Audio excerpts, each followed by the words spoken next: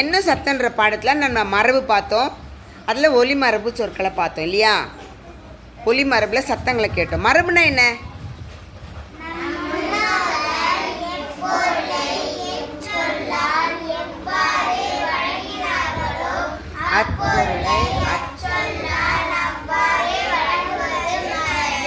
Very good. இப்போ இந்த ஒலி மரபில் சில அனிமல்ஸோட மாஸ்க் உங்களுக்கு மாட்டி வச்சுருக்கேன் இல்லையா?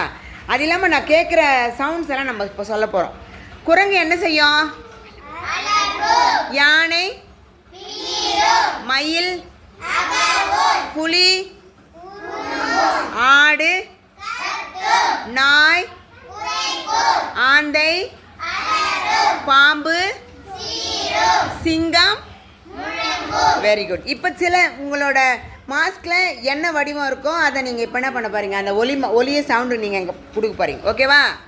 சரி, நீ என்னப்பா? குரங்கு. குரங்கு அலப்போம். எப்படி கத்தும் குரங்கு?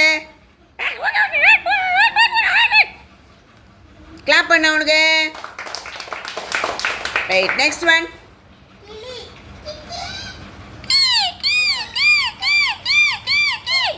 Very good. கைத்தட்டவளுக்கு. மான் என்ன செய்யும்? மான் கத்தும் இல்லையா? அப்படியே ஒரு சவுண்டு கொடுக்கும். நெக்ஸ்ட் இன்னொரு குரங்கு இருக்கு, பெரிய குரங்கு. என்ன பண்ணும்? குரங்கு என்ன செய்யணும் பார்த்தோம் நம்ம?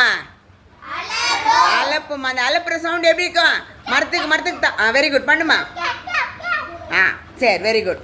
இது எருமை என்ன பண்ணும்? அப்படி கத்தும். எருமை கத்தும்.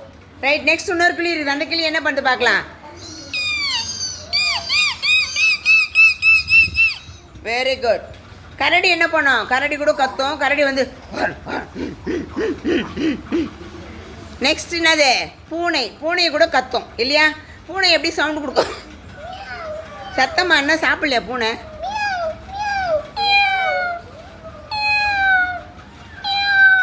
அப்படி சவுண்டு கொடுக்கும் இல்லையா?